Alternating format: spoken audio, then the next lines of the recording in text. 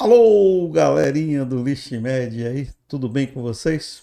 Para quem não me conhece, meu nome é Roland Lamini, sou médico intensivista e ultrassonografista. Hoje nós vamos conversar com vocês aqui sobre um assunto extremamente especial, que é dizer para vocês as coisas que vocês não podem deixar de saber no pronto-socorro. Compreende? Então vamos lá? É o seguinte, galera. A primeira coisa que a gente não pode deixar de saber fazer no pronto-socorro é dominar uma parada cardiorrespiratória. Vocês sabem que existem os ritmos chocáveis, são aqueles que a gente usa desfibrilação, não é cardioversão, desfibrilação, carga máxima para fibrilação ventricular e taquicardia ventricular. E os ritmos não chocáveis, tá certo? Que a gente não usa desfibrilação, que é a sistolia e a ESP, atividade elétrica sem pulso, tá certo? Eu não quero entrar aqui nos detalhes, mas essa é uma técnica que vocês precisam saber dominar. Qual seria a seguinte? As arritmias, não é? A gente tem que saber interpretar o monitor e ler o eletrocardiograma. Por quê? Porque no eletrocardiograma nós vamos estar diante, tá certo, de alguma arritmia que as conduções são diferentes. Por exemplo, uma fibrilação atrial com alta resposta ventricular que esteja causando algum tipo de instabilidade no nosso paciente, nós vamos ter que cardioverter, tá certo? Uma taquicardia supraventricular de QRS estreito, tá certo? Que também esteja causando algum tipo de instabilidade no nosso paciente, nós também vamos ter que reverter isso aí com adenosina. E por aí vai, tá certo? Então, é importante saber interpretar o eletro para que a gente possa, tá certo, decidir qual é o caminho da arritmia a ser tomada, tá certo? Choque. Olha aí, ó.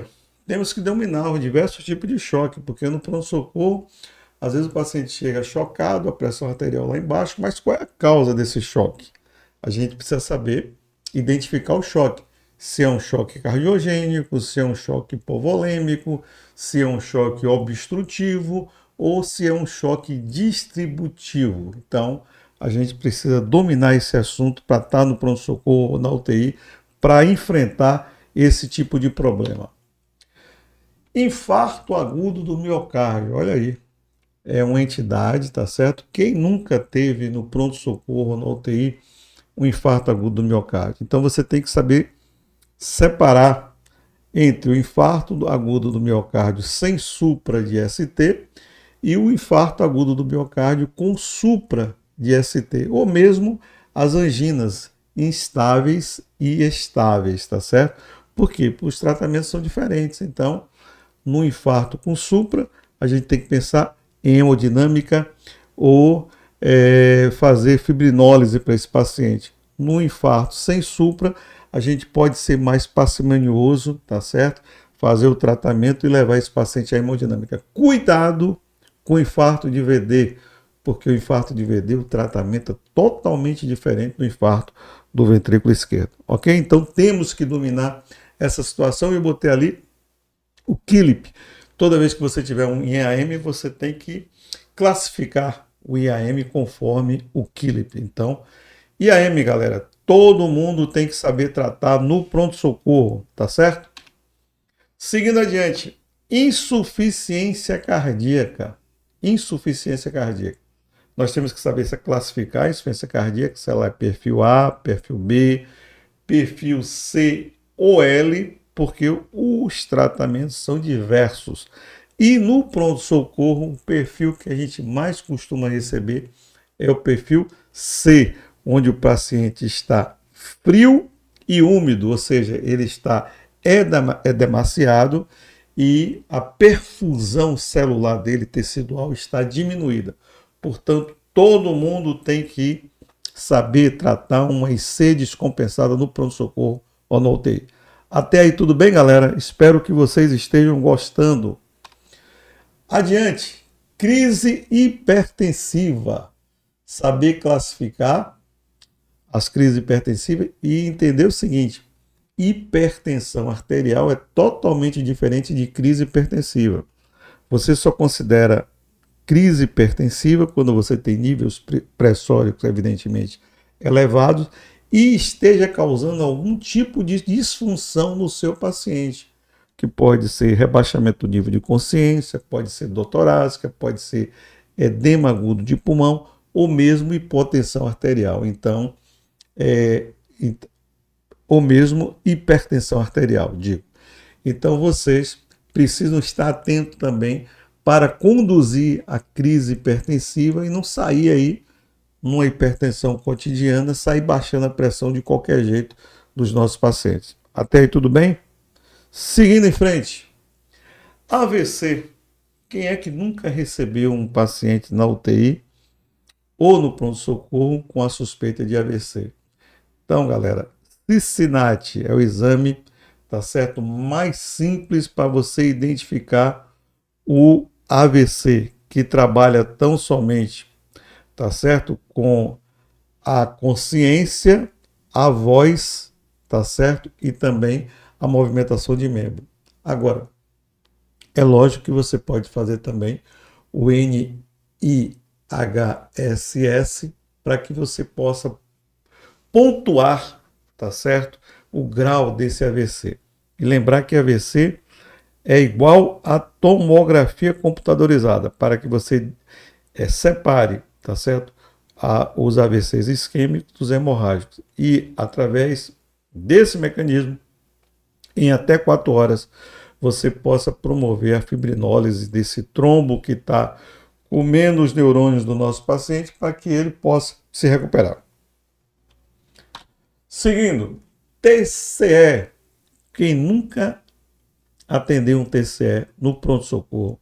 Aí nós temos que classificar o TCE com relação à escala de coma de Glasgow, tá certo?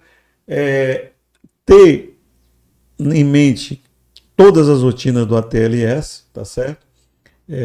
Pedir tomografia computadorizada e também ter noções, tá certo, de PIC, que é um catéter colocado dentro do ventrículo cerebral do nosso paciente, onde a gente vai mensurar a pressão intracraniana do nosso paciente.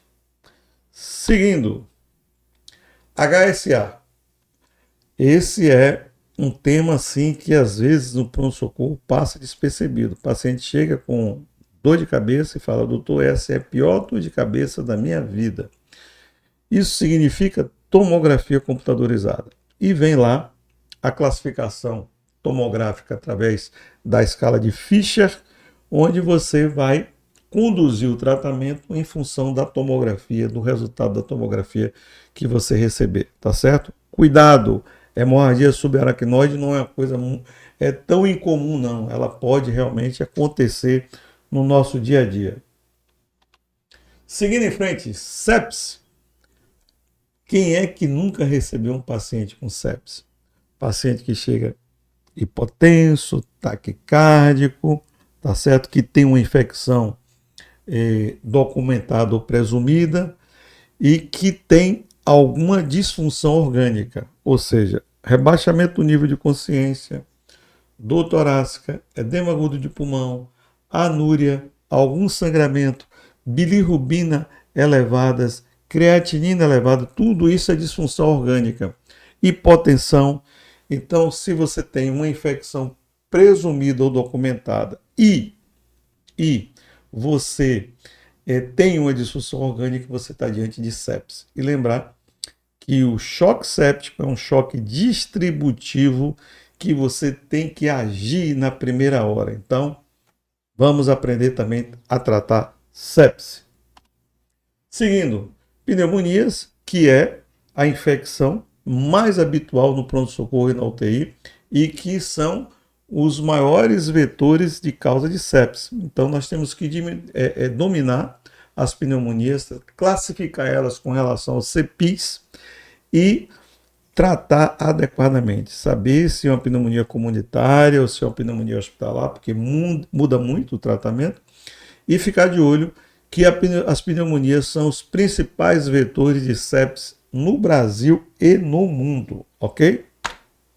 Seguindo, DPOC, doença pulmonar obstrutiva crônica. Quem é que nunca recebeu no pronto-socorro um DPOC agudizado? Tá certo? Aquele paciente que fumou a vida inteira, ou aquela vovozinha que cozinhou a vida inteira em fogo de lenha, e que chega no pronto-socorro, tá certo? Com insuficiência respiratória, e que você deve conduzir de maneira muito harmoniosa. Lembrar que DPOC agudizado no pronto-socorro ainda é igual à ventilação mecânica não invasiva. E eu botei ali a classificação de Gold, que é uma classificação por espirometria, que você pode eventualmente saber o grau de disfunção desse pulmão. Lembrar que no DPOC, tá certo? Nós temos a complacência aumentada, tá certo? E a elastância diminuída, ou seja, o pulmão se enche muito de ar e não consegue voltar ao seu tamanho normal. Daí, quando a gente precisar entubar esses pacientes, lembrar, tá certo, de que nós podemos estar diante de uma auto-PIP, ou seja, uma insuflação exacerbada do pulmão, tá certo? Então, cuidado nos pacientes que têm DPOC e que precisem ser entubados. Seguindo, asma grave. E quem também nunca recebeu no pronto-socorro um paciente com asma grave? Saber identificar a gravidade, saber a sequência dos medicamentos que você vai oferecer para o seu paciente, tá certo? E lembrar também que é um paciente, quando entubado, que também, como o DPOC, pode desenvolver auto-PIP, tá certo? Então você precisa saber a sequência de como você vai tratar seu paciente. Primeiro, o corticoide, tá certo? O beta-agonista, tá certo? E deixar o sulfato de magnésio para os casos assim mais extremos. Então, asma é um assunto bastante relevante que todo mundo tem que saber tratar no pronto-socorro. SARA. O que é SARA, galera? SARA é um endurecimento do parênquima pulmonar causado por uma infecção ou não, porque a SARA pode ser primária, quando ela acontece no próprio pulmão, ou ela pode ser secundária, quando ela acontece em outro sítio, levando a SARA. Exemplo, sepsis pode levar a SARA. SARA é toda vez que o pulmão não consegue trocar oxigênio, promover a hematose, e aí você tem diminuição da oxigenação do sangue com a redução da PaO2, e quando a gente vai fazer a relação PaO2-FiO2, ou seja, concentração de oxigênio ofertado, essa relação está baixa. E a classificação de Berlim é nesse sentido, de você classificar entre SARA leve, SARA moderada e SARA grave. Hoje, depois do Covid, foi incluído a SARA moderada grave, que é uma entidade onde você faz todos os mecanismos como se tivesse uma SARA grave. Mecanismo de prona, que melhora muito esses pacientes, a gente tem que dominar na UTI, tá certo? E entender os mecanismos de falha terapêutica e que esses pacientes às vezes possam precisar de ECMO. Então, não retardar a indicação de ECMO, porque ECMO salva vidas, tá certo? É isso aí de SARA. Bom, as urgências urológicas, quem é que nunca recebeu no pronto-socorro um paciente com dor lombar, tá certo? Com hematúria, tá certo? Ou febre e dor lombar. Então você tem que saber fazer esse diagnóstico diferencial entre as doenças que mais acometem os pacientes no pronto-socorro, que são as litíases do parênquima, do sistema pielocalicial, ou mesmo litíase ureteral, e também as pielonefrites, tá certo? Então, são dois diagnósticos, as litíases de qualquer ponto da árvore e as pielonefrites que você tem que estar atento para não deixar passar.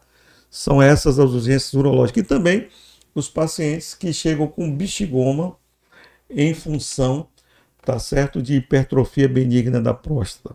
Então, você tem que reconhecer, e ultrassom, nesse caso, é extremamente importante, porque a gente, a gente sabe que diagnóstico de obstrução de árvore urológica é feito com ultrassom, e pielonefrite também, tá certo?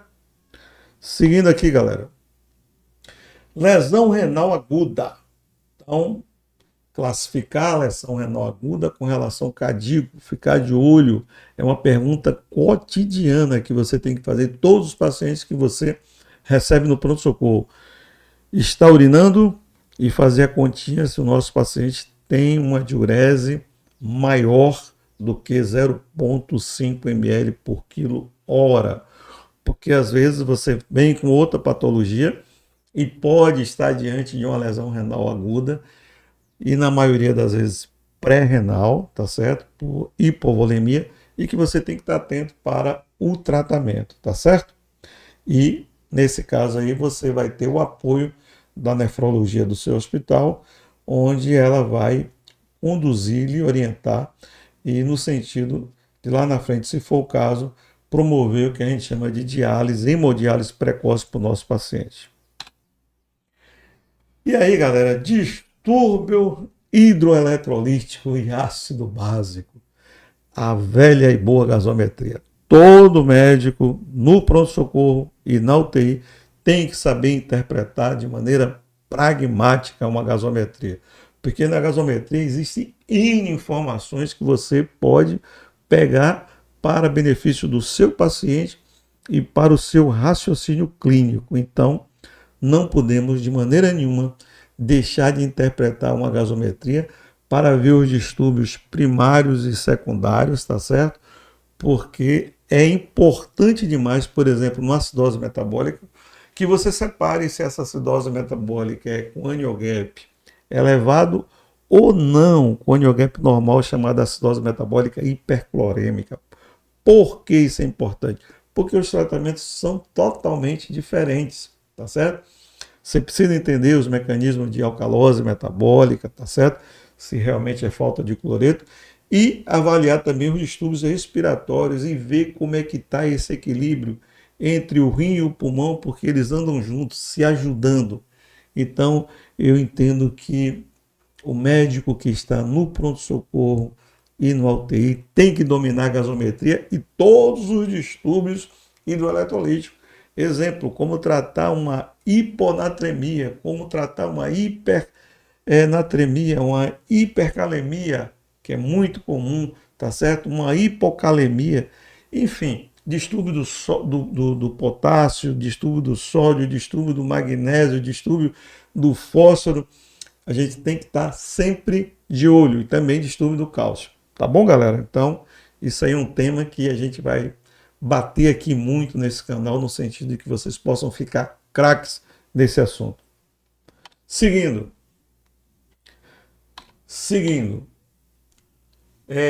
Esse tema aqui é a cetoacidose diabética e estado hiperosmolar.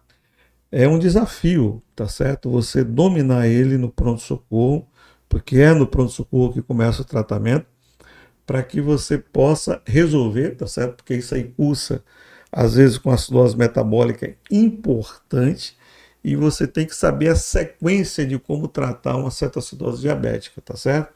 Às vezes, os pacientes vêm com a hiponatremia, tá certo? Hiperosmolar.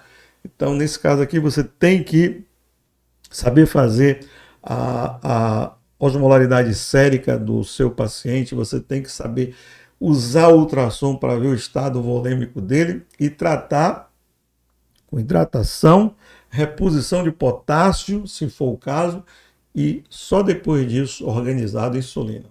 Não se pode fazer insulina para todo mundo que chega no pronto-socorro, tá certo? Com um estado de cetoacidose diabética ou estado hiperosmolar.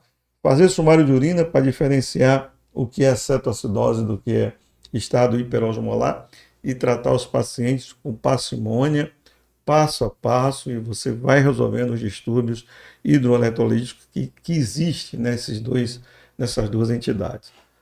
Tá bom, minha turma linda? Seguindo, abdômen agudo, e eu coloquei ali TC e ultrassom. Porque a gente faz diagnóstico de quanta coisa: colestite aguda, apendicite, diverticulite e todo tipo de obstrução intestinal, tá certo? Que pode levar a um abdômen agudo. Então, lembrar que o abdômen é uma das causas importantes de sepsis. E você pode ter sepsis por qualquer motivo, tá certo? Aí desses que são as causas que eu coloquei de certa maneira cirúrgicas, tá certo? Colecistite, apendicite, diverticulite e obstrução intestinal de qualquer segmento intestinal. E a pancreatite, galera? Esse aqui a gente tem que ter cuidado, porque às vezes você pode estar achando que é uma coisinha boba e vem um iceberg para cima de você, tá certo? De maneira que você precisa compreender que pancreatite é uma doença grave, tá certo?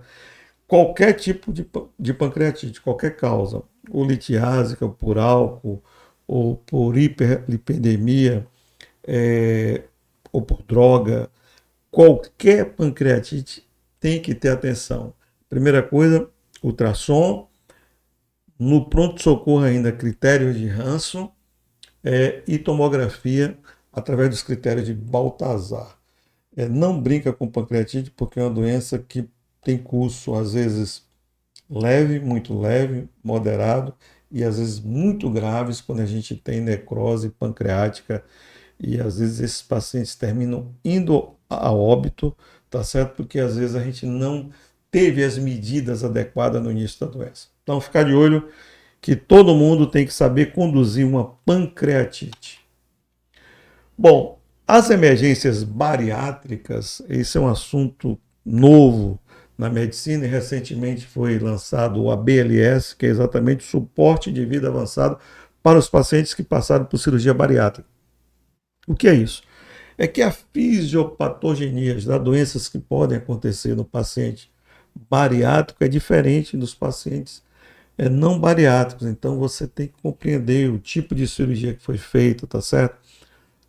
O desvio intestinal que ocorreu, os distúrbios hidroeletrolíticos que esse paciente pode passar, tá certo? Para que você possa tratar de maneira adequada. Esse é um grupo que eu recomendo que vocês baixem. Eu deixei aqui numa live que nós fizemos o link para que vocês possam baixar o e-book do ABLS para que vocês tenham uma interpretação segura de como abordar esses pacientes no pronto-socorro, tá bom?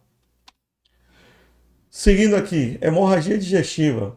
Então, hemorragia digestiva é um assunto que vai entrar aí o ABCD, né? Porque você tem que dar o suporte avançado de vida, tá certo? E chamar, tá certo? A endoscopia digestiva alta ou baixa, em função do caso que você tiver, para que lhe ajude, porque é uma entidade que você recebe no pronto-socorro, mas que habitualmente você vai precisar de ajuda no sentido de resolver. Lembrar das condutas, certo? Habituais, no sentido de proteger a mucosa gástrica, tá certo? Hidratação rigorosa para esse paciente, reposição de sangue, se for o caso, e verificar se há algum distúrbio de coagulopatia no sentido que esteja levando aquela hemorragia. Então, esse é o gancho para a gente conduzir as hemorragias digestivas no pronto-socorro. Depois eu coloquei aqui as emergências hematológicas, tá certo? Que você vai pedir ajuda, tá certo? Você tem lá um caso de leucemia aguda, tá certo? Você tem que ter ajuda da hematologia no sentido de você possa conduzir para você não perder tempo. Então, urgência hematológica é uma urgência que você precisa ter apoio. E aqui, no nosso caso, eu gostaria de citar, nesse caso, a questão da dengue, tá certo? Dengue é uma entidade que pode cursar com plaquetopenia, tá certo? E pode ocorrer sangramento. Então, você tem que estar atento e, nesse caso de uma emergência ou uma urgência hematológica, sempre pedir ajuda. Intoxicação exógenas, suporte avançado de vida, tá certo? Entender o mecanismo que levou àquela intoxicação, não sair fazendo antídoto para todo mundo, tá certo? Primeira coisa, suporte avançado de vida. O paciente está rebaixado, vamos entubar, tá certo? Não se pode, de maneira nenhuma, lavar estômago com um paciente que tem risco de broncoaspiração.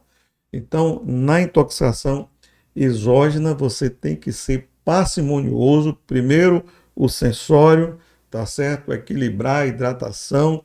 Aí, se for o caso, o paciente tiver um bom nível de consciência, você pode passar uma sonda nasogástrica, isso até 2 horas, para que você possa tirar a grande quantidade de substância que está ali no estômago ainda e, se for necessário, fazer o famoso carvão ativado. Então, e o antídoto é para casos extremamente especiais, tá certo? Onde você fez já todo o suporte, você lavou o estômago, você organizou e, se for necessário, você pode fazer um antídoto. Por exemplo, paciente que foi entubado, tá certo? Por uma intoxicação exógena por opioide.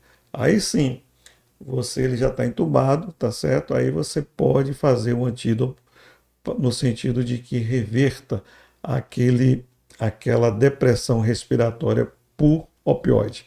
Tá certo, galera?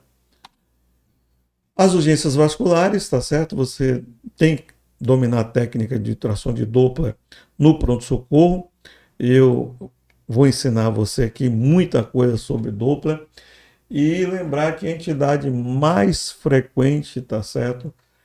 Que você pode ocorrer de emergência vascular é as tromboses venosas profundas e também as tromboses vasculares, as tromboses arteriais. Então, tem que estar de olho no paciente que tem fibrilação atrial, que pode desgrudar lá um trombo, ou mesmo do coração, ou uma placa da aorta, tá certo? E uma das coisas que eu gostaria de citar aqui nesse capítulo é a trombose arterial mesentérica, tá certo? Essa é uma entidade que a gente tem que estar atenado. Paciente que chega em choque, com dor abdominal, que tem fibrilação atrial, a gente tem que pensar sempre na possibilidade, tá certo? É aquele intestino muito edemaciado, com muito líquido. Às vezes o paciente está já em ilho, então a gente tem que pensar na possibilidade de trombose mesentérica, tá bom, galera? Essa é uma entidade também que a gente precisa de ajuda, tá certo? E com relação aos procedimentos, eu deixei aqui no final. Todo mundo no pronto-socorro, na UTI, tem que saber intubar. Intubação orotraqueal. Saber qual a sequência que você vai aplicar. Se é a sequência rápida, se é a sequência clássica ou se é a sequência atrasada. Eu vou posteriormente fazer vídeo sobre isso para vocês. Saber fazer as drogas, tá certo? Primeiro o opioide, depois o hipnótico e só depois do hipnótico, o paciente dormindo, o bloqueador neuromuscular. Bloqueador neuromuscular sempre, viu, galera? Sempre. Não entubem sem bloqueador, porque vocês correm o risco, tá certo, de terem sucesso na intubação. Bloqueador neuromuscular é tudo de bom. Cricotireoidostomia é uma entidade que nós temos que dominar, porque na presença de uma emergência que você não consegue entubar o seu paciente, o ponto mais próximo da sua via aérea é o espaço entre a cartilagem tireoide e a cartilagem cricoide. É um ponto que está mais próximo da pele que você pode visualizar com ultrassom. Então, você precisa aprender a fazer essa técnica porque você fica tranquilo. Não entubei, faço a crico, ventilo meu paciente e peço ajuda. Outra, acesso venoso profundo e acesso venoso central. Profundo, qualquer acesso de via profunda. Central, somente subclávia e jugular. Então, você precisa dominar essa técnica no sentido de que você possa, tá certo? Que você possa dar um suporte adequado aos seus pacientes. Marca-passo transvenoso. Essa é uma técnica importante que os médicos da UTI precisam dominar, porque às vezes você tem uma bradicardia ameaçadora à vida, um bloqueio atrioventricular total, paciente hipotenso, você tem que ir para o marca-passo, bota o marca-passo transcutâneo provisório e vai para o marca-passo transvenoso no sentido de você salvar a vida do seu paciente. Então, todo mundo tem que saber essa técnica de passagem de marca-passo transvenoso. Toracocentese. Olha lá, o paciente chega lá com um trauma, tá certo? Tem um pneumotórax e aí tem que saber drenar o pneumotórax, inicialmente através da toracocentese e posteriormente através de uma implantação do dreno de tórax. Então, hoje a toracocentese é feita no 5º espaço intercostal, na linha axilar média um pouco mais acima. E tanto a toracocentese quanto o dreno de tórax são implantados nessa posição. Então você tem que dominar essa técnica. EFEST, galera. O EFEST é um exame de ultrassom que eu diria dos mais importantes na medicina de urgência e na medicina de UTI. Por quê?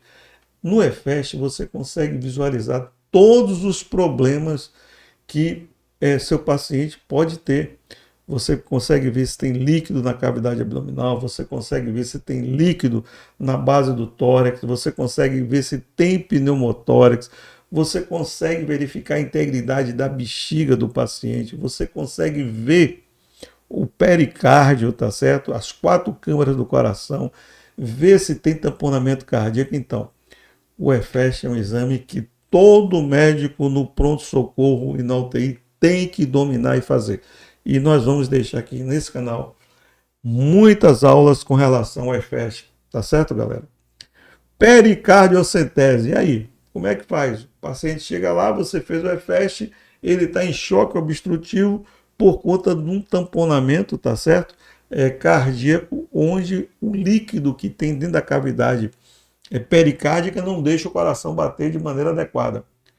Você vai deixar seu paciente morrer? Não, você vai fazer a pericardiocentese de emergência e tirar seu paciente do choque. Então, pericardiocentese é outro procedimento que nós todos temos que saber fazer na UTI. E, por fim, a paracentese, que é um procedimento mais simplório, às vezes aquele paciente cirrótico que chega com o abdômen muito distendido, isso causando ao grau de insuficiência respiratória por compressão do diafragma. Então você também tem que saber fazer a pericardiocentese, tá certo? Então, galera, eu queria muito agradecer a vocês, tá certo?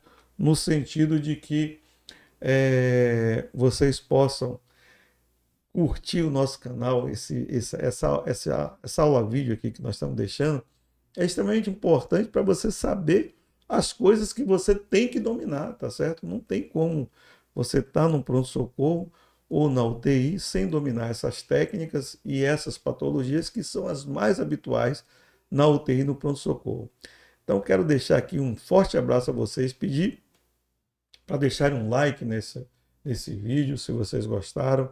Se inscrevam no canal, por favor. Tem muita gente assistindo nossos vídeos e sem se inscrever no nosso canal. E acionem o sininho para que vocês possam receber novas notificações. Tá bom, galera? Fica aqui um grande abraço e são essas as patologias que vocês precisam dominar no pronto-socorro e na UTI. Um abração a todos e até o próximo vídeo.